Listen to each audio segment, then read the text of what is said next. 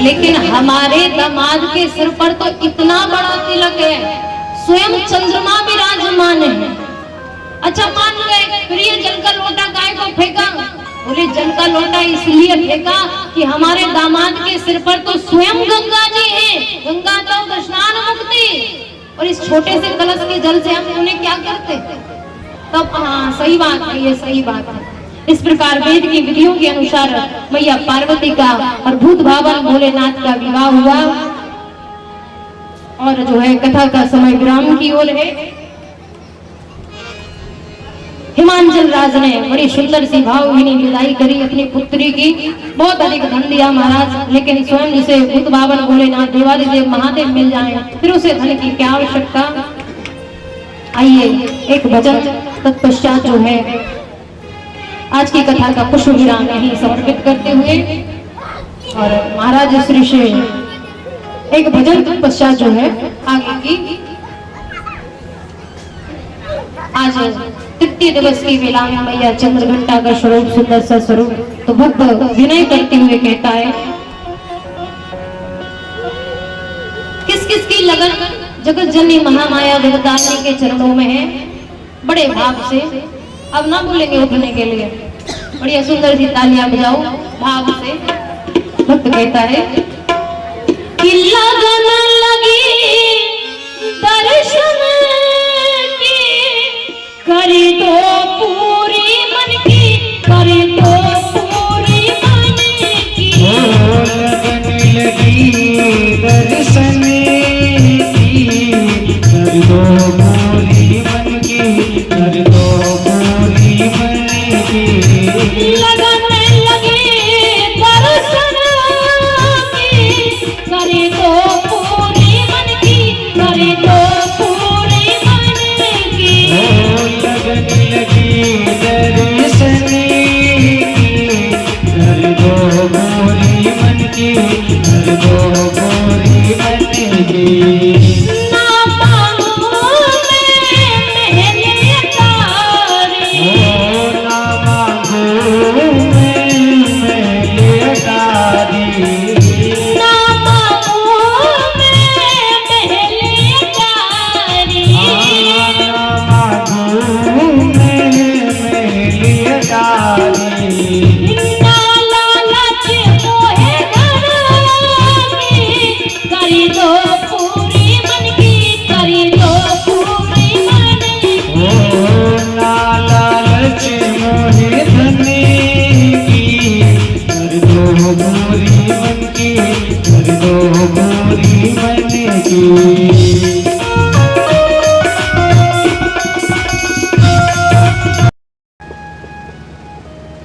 देवहूति को वर्णन करते हैं कि मानसिक पूजा इतनी सरल है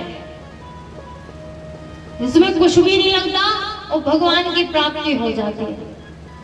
अब भगवान ने तो वेद वेदांत के द्वारा माता देवहूति को समझाया, हम और आप सरल भाषा में समझते हैं। एक सेठ जी थे, बड़े कंजूस थे, और सेठ हमें लगता जितने होते सब कंजूस ही होते। कंजूस माने लोभी प्रवृत्ति के, लोभी तो समझते हैं ना, लोभी। तो बहुत समय हो गया, बुढ़ापा आ गया, किसी ने कहा तुम्हारे पास इतना धन है, थोड़ा भगवान को दो, दान करो। और एक दिन का समय संदूक खोला, चांदी का सिक्का निकाला और भगवान के मंदिर में पहुंचे। अब ऐसे पास में मंदिर था, लेकिन क्या था कि भीड़ लगी थी ज्यादा, तो लाइन में लग गए। लाइन में लगे हुए थे, समय देर में लगा नंबर, पहुंचे जब तक तो वो सिक्का गीला हो गया था, सिक्का गीला हो गया था। जब हम हाथ में सिक्का लेते हैं ना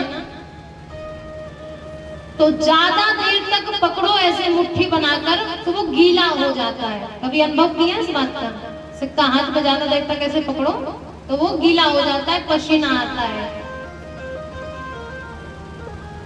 अब जैसे ही हनुमान जी महाराज के सामने पहुंचे, हाथ में जैसे हाथ खोला सो हाथ में मुट्ठी जो थी वो गीली, सिक्का गीला। मन में विचार करने लगे कि देखो ये सिक्का हमको इतना चाहता है, कि हमें छोड़कर जाना नहीं चाहता। रोने लगा बेचारा, तुरंत वापस आ गए।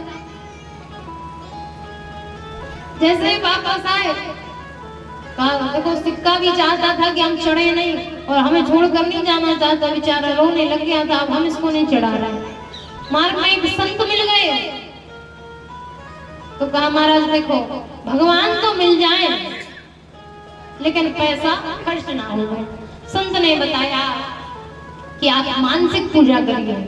मानसिक पूजा कैसे? मन में विचार करिएगा कि आप ब्रह्म वेला में जागृत हो गए हैं, सोकर जगे हैं। मैंने नित्य क्रियाएं की, मैं निवृत्त हो गया।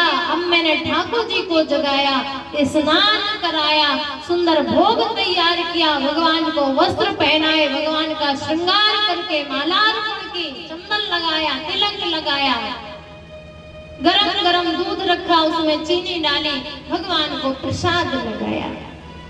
संत ने कहा करना कुछ नहीं है, बिस्तर में लेटे लेटे सोचना है। सेठ जी घर आए, पहले दिन का समय। सेठ जी ने कहा कि मैं जाग गया हूं, मैंने नित्य क्रियाओं से निवृत्त हो गया, मैंने भगवान जी को जगाया, श्रृंगार किया, स्नान किया, ध्यान किया, वंदन किया, तिलक किया, चंदन करा, माल्यार्पण की, गरम गरम दूध उसमें चीनी डाली और प्रसाद पवाया। चीनी मतलब शक्कर, शुगर। ऐसा करते करते सेठ जी 2-2 बजे तक मानसिक पूजा करने लगे। 2-2 बजे तक। महाराज लेटे लेटे सोचने ही तो है, सोचने में कहाँ जा रहा हूं। सोचने लगे।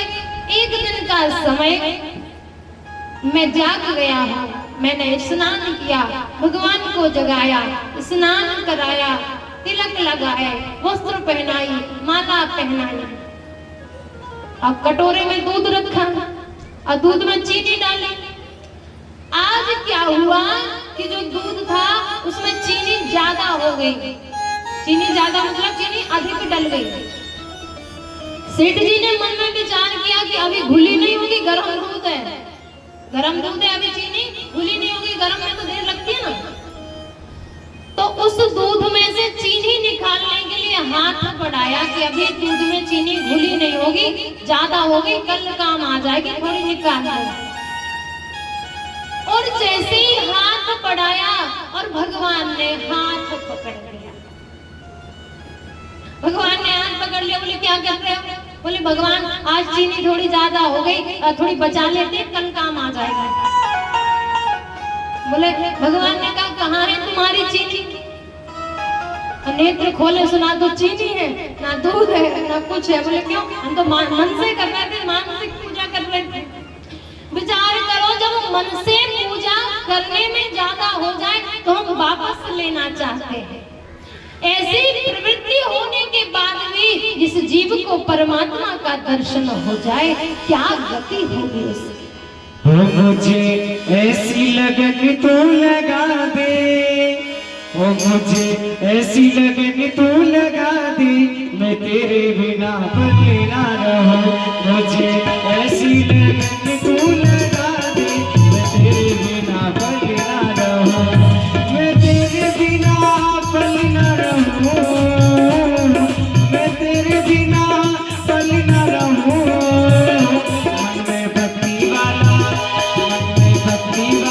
दीप जला दे, मैं तेरे बिना पले ना रहूं। मुझे ऐसी लगन तू लगा दे, मैं तेरे बिना पले ना रहूं।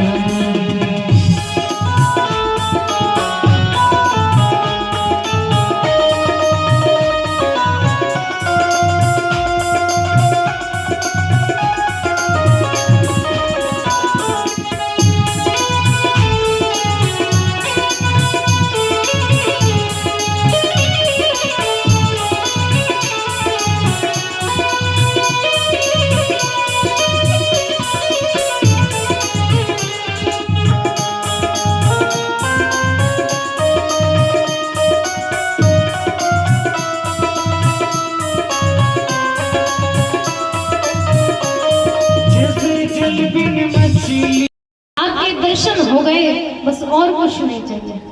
लेकिन बोले तपस्या तो तुमने कुछ और के लिए करी थी। बोले नहीं नहीं भगवान और कुछ नहीं, बस आपके दर्शन हो गए और कुछ नहीं चाहिए। बोले मन मन बाबा मुड़ी हला, तुमने तपस्या तो करी थी कि विवाह हो जाए, आगे भगवान से क्या छूट सकता है। तो कहा विवाह तो करना चाहते हैं लेकिन अब आपके दर्शन हो गए। भगवान ने कहा मन तो है लेकिन शर्म आ रही। परमात्मा ने कहा अब तुम विवाह करना नहीं चाहते लेकिन हम तो तुम्हारी सगाई कराए। सगाई को लोग समझते हैं, रोका एंगेजमेंट। तो कहा हम तो तुम्हारी सगाई करके आ गए। अब मन में जिज्ञासा तो थी, बोले कहाँ कर रहा है, किससे कर रहा है। तो कहा प्रकृति के पहले मानव स्वयंभव मनु महाराज की पुत्री देवहूति के साथ तुम्हारा सगाई कर रहे हैं। करदम जी ने कहा महाराज अब कर रहा है वो अलग बात है, लेकिन मन तो नहीं था। अब आपकी बात थोड़ी टाल सकते हैं, अब आपकी बात झूठी हो जाएगी, अब हम विवाह कर लेते हैं। करदम जी का विवाह स्वयंभव मनु महाराज की पुत्री देवहूति के साथ हो जाता है।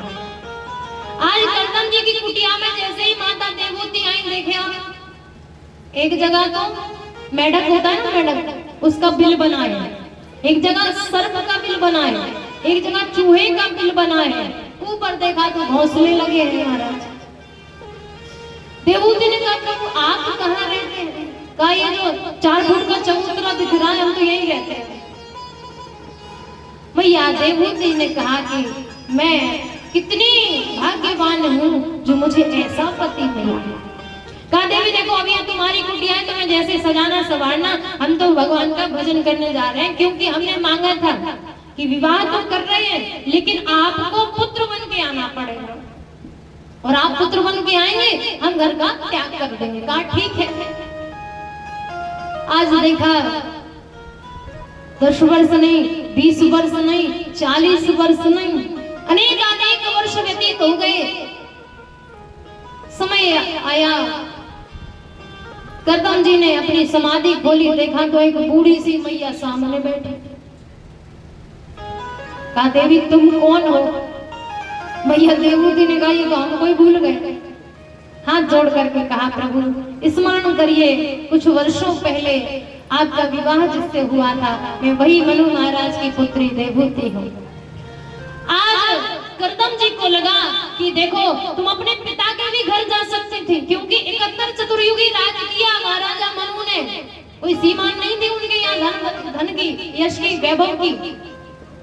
अब अपने पिता के भी घर जा सकते थे। मैया देवहूति ने कहा कि जिस दिन से कन्या का विवाह हो जाता है उस दिन से उसके पति का घर ही सब कुछ होता है, चाहे वहां खाने को मिले चाहे ना मिले। खाने की तो दूर की बात है, एक दिन बाजार ना ले जाओ सोई तो देख लो क्या हो रहा है। तो आज करदम भगवान ने, करदम ऋषि ने मैया देवहूति का हाथ पकड़ा, सामने सरोवर था, डुबकी लगाई, जैसे ही बाहर निकले तो देखा कंचन भवन था।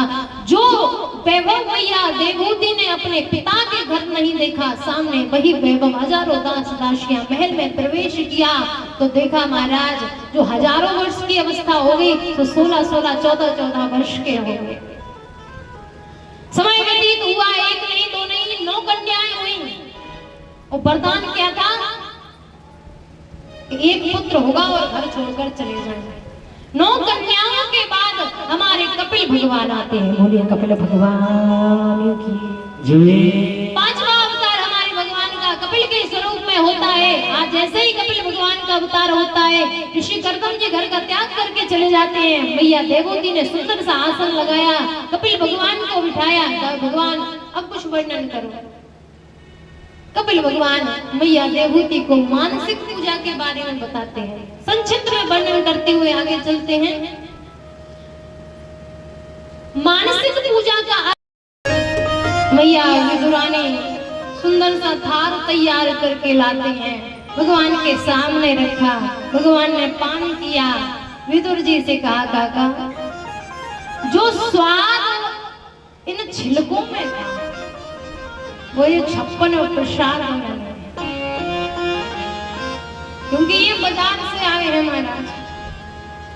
बाजार से, मार्केट से हम कुछ सामान लाते हैं वो अलग बात है, हम घर पर बनाकर खाएं वो एक अलग बात हो जाती है। तो भगवान का भाव क्या है महाराज कि भाव का भूखा हूं मैं, भाव ही एक सार है, और भाव से भज लो मुझे तो भव से बेड़ा पार है। परमात्मा केवल भाव का भूखा होता है। दूसरी बात, हम भगवान को भोग लगाते हैं कि नहीं लगाते हैं? कभी प्रसाद रखते हैं, कभी फल रखते हैं, कभी भोजन लगाते हैं। भगवान खाया? अभी तक खाया क्या? मिठाई रखेंगे, 56 भोग लगाएंगे, भगवान को तो दिखाते हो, खिलाते थोड़ी हो। दिखाया और जे लगता जल्दी से कब अपनी पेट पूजा कर ले, भगवान तो बहुत देर पहले हो गई।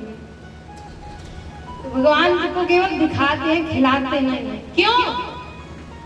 क्योंकि भगवान अब हमारे बीच में अप्रत्यक्ष रूप से है, प्रत्यक्ष नहीं है। प्रत्यक्ष कैसे कि हम और आपके समान नहीं है भगवान, अब भगवान अप्रत्यक्ष है। कहाँ है और कहाँ नहीं है ये नहीं समझ सकते हो,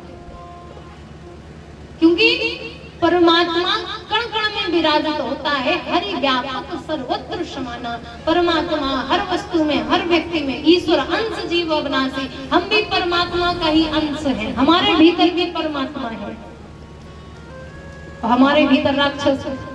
अब परमात्मा निकल रहा है राक्षस को, तो आप पर निर्भर है। तो विदुर जी का यहाँ भगवान ने प्रसाद ग्रहण किया। जब भगवान लीला समाप्त करके जाने लगे तो उद्धव जी ने पूछा, भगवान प्रसाद सबसे अच्छा कहाँ लगा 24 अवतारों में? भगवान ने कहा कि एक तो विदुर जी के यहाँ जो छिलके खाए, और दूसरा सबरी मैया के यहाँ जो जूठे बेर मिले। इन दोनों प्रसादों के अलावा मैंने कुछ भी पान किया हो उतना अच्छा नहीं लगा। भगवान ने निर्मल भक्ति का वरदान दिया। तत्पश्चात मैत्रेय मुनि से भेंट होती है विदुर जी की, और उद्धव जी की प्रसंग चलता है कि भगवान अपने भक्तों को तो बचाते हैं और राक्षसों को मारते हैं। तो मैत्रेय मुनि वर्णन करते हैं, इधर सुखदेव जी महाराज वर्णन करते हैं कि महाराजा कश्यप है, उनकी 13 पत्नियां हैं, 4 विवाह बाद में हुए 16 पत्नियां हैं।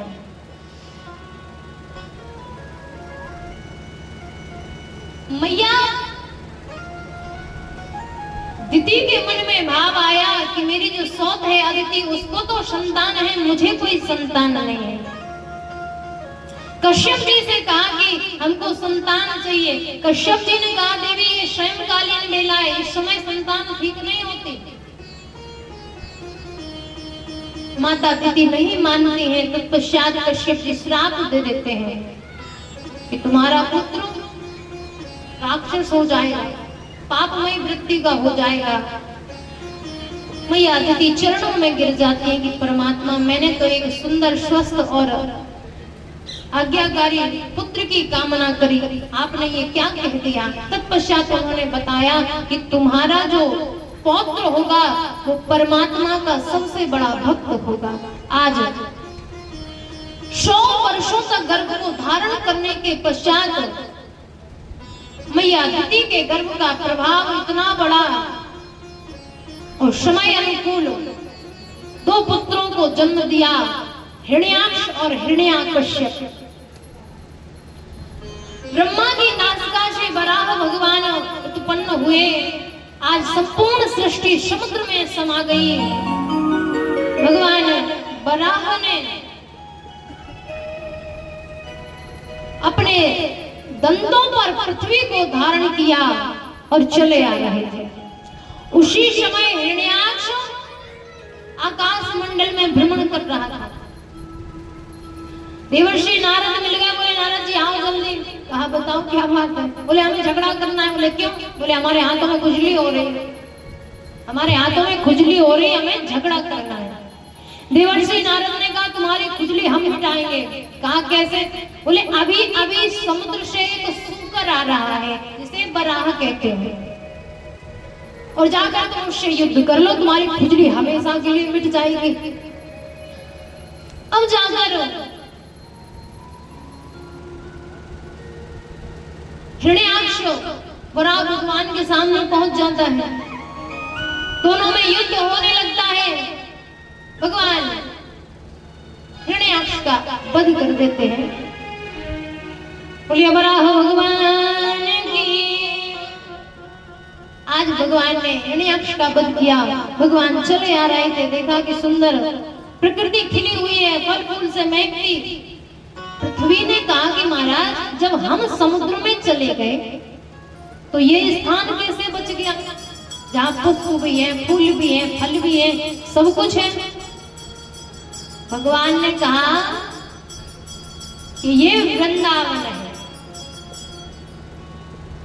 और वृंदावन में क्या होता है महाराज, संपूर्ण सृष्टि का प्रलय हो जाए लेकिन वृंदावन का प्रलय नहीं हो सकता।